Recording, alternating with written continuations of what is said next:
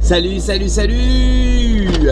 C'est Moshe Aaron, comme d'habitude, par ces temps-ci en tout cas, dans ma voiture. Allez, je prends le départ pour mon cabinet où écoutez, on va commencer une journée de consultation. Je voudrais remercier tout le monde pour les messages de réconfort qu'on a eu par rapport à ce qui s'est passé dans mon village à Illy ce matin. Et merci beaucoup à tous et à toutes. Tout va bien, grâce à Dieu. Dans mon étude de ce matin, j'ai pu remarquer un petit quelque chose très sympathique, un petit passage de la paracha qui nous parle d'allumer la menorah. Il faut aller trouver de l'huile pour allumer la menorah. Et on retrouve cette information et cet ordre, entre guillemets, dans la paracha d'il y a 2 semaines, Tetzavé. Et elle est géniale en vérité. Le passage exact, c'est il faut trouver de l'huile d'olive pour allumer la menorah, le candélabre.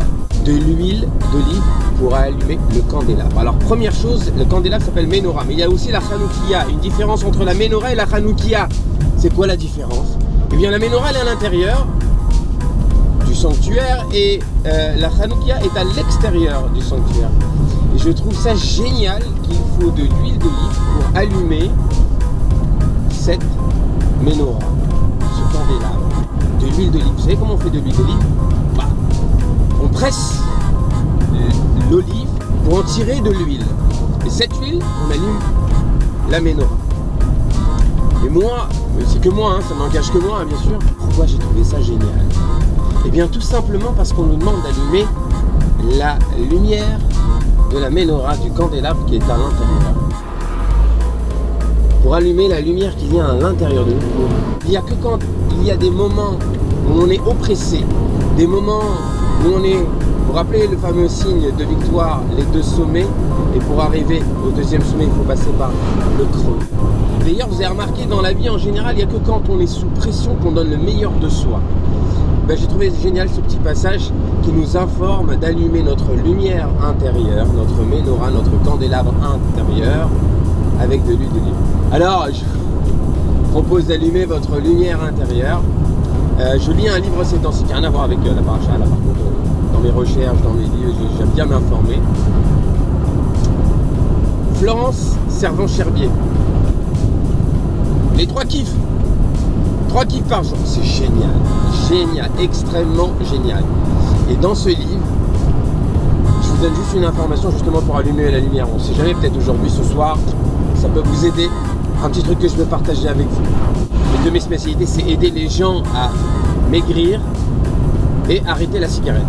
Ce qui veut dire un bien-être intérieur. Je leur dis souvent, ce qui est intéressant dans l'objectif, c'est pas tant l'objectif qui est atteint. Et ça, c'est marqué là-dedans.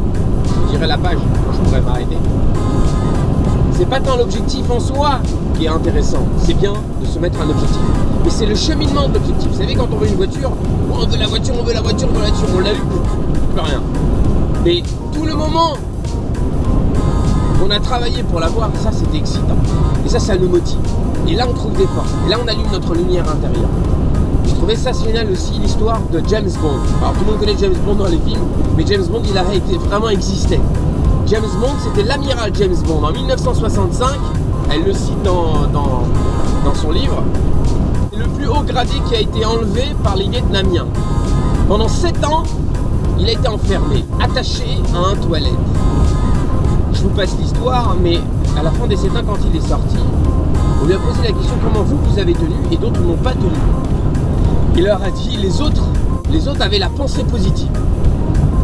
Alors moi, je suis très pensée positive, je me dis mince, ça veut dire quoi? En fait, les gens se disaient à Noël on sera sorti, à Noël on sera sorti, pensée positive. À Noël, ils ne sortaient pas. Ils s'attendaient pas à Pâques on sortira, à Pâques. Arrivé, pas sorti. À la fin, le désespoir est vraiment à émerger à l'intérieur d'eux et ça tue. Il dit mais vous alors comment vous avez tenu? Il dit moi je savais que j'allais sortir.